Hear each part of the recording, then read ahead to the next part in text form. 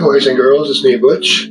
My name is Terry David Silvercloud. I'm not native, it just sounds that way. I gotta make a little adjustment to one of you guys. Hang on. Breaks. Not here, girl. More. Good girl. Stay there. Alright, girl. So, I'm learning how to use motorized gimbals. And I know that you don't give a crap how to do it. Oh, that's pretty. That's nice. I have to be careful I don't wave my hands too much because the gimbal might interpret that as it wants me to do something which I don't. So I had hoped to be ready to do this while I still had daylight. Now it's like nearly 4:30 on the 7th of December, I think. Everybody remember Pearl Harbor? We up here in Canada aren't too fond of USA these days, but Butchie Poo was a sailor. He was in submarines. And so let's have a, a memory moment for Pearl Harbor sailors in that horror show. Just because you join the armed forces doesn't mean you think you're going to get all blown to pieces. And, which was in submarines. And, was I nervous? Of course I was. But I wanted to be an admiral, and I didn't have a university degree. I went straight out of high school, directly into the Navy. And, because of that, my competition was going to be very fierce. By the time any of us who were fighting to become an admiral got to the level where when they were looking for the next admiral that you would be it and you wanted to be it. And Canada doesn't have that big a navy, so we don't have as many admirals as the US of A. So I set my timer, it's just going to keep running, and then when you hear a dinghy, that's Butchie Poo's clue that this video is going to have to grind to a halt because I'm trying to learn what I'm doing in this channel. Excuse me. The Butch News channel, Butch himself channel, is demonetized because YouTube thinks that I'm not advertiser friendly. So give me lots of likes. If you dislike me, taking all the trouble to dislike me, please tell me. Suck it in, Butch. Suck it in for the boys. Oh, you guys too. Right. See, the lighting's really crappy now, but I'm going to keep making videos for something to do. I completed the main task in my life, my old age, which is to ship all of my negatives and prints that I had. I was a photographer. I was a commercial photographer, but I did a lot of personal photography, which was male nudes, pretty much 99%. Excuse me. Too much dope. Do you have too much dope? I don't know. I'm 81.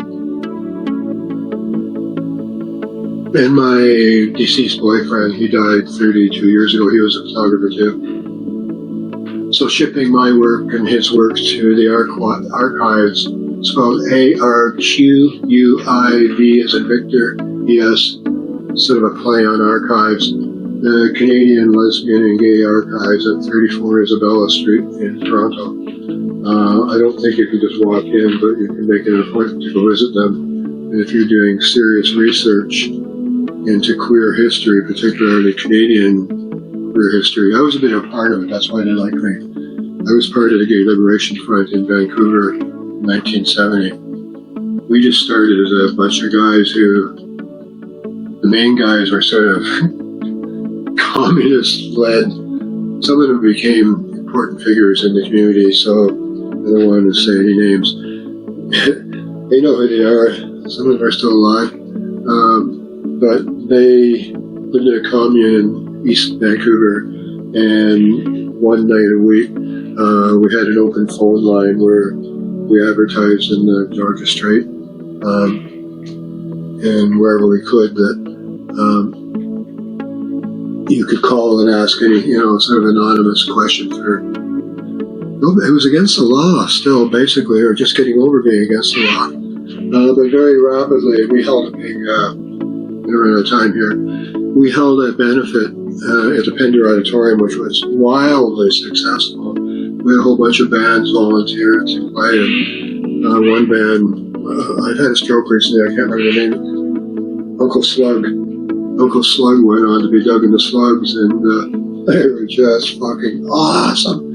But we packed the place and raised a whole bunch of money, and then being a bunch of communists and left-wingers and money, it wasn't about money, we just wanted to pay for the phone. But very rapidly, new groups took over, Gay Liberation in Vancouver, very, very, very rapidly, and then very rapidly in Toronto.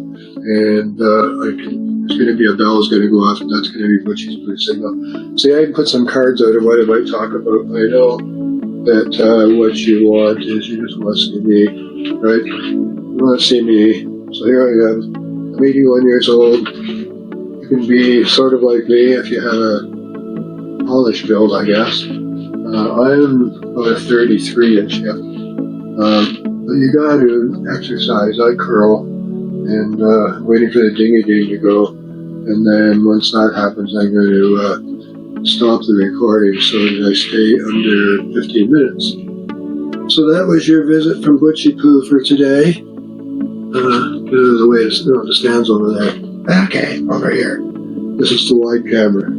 This is a Zoom QN2. It's sort of seen better days. This is a Samsung A16, and this is a Blade TE35. It's a real crap phone. That's why I had to get the Samsung. Just Samsung, you guys there, you can accept the wireless mic, and you can't do it in video.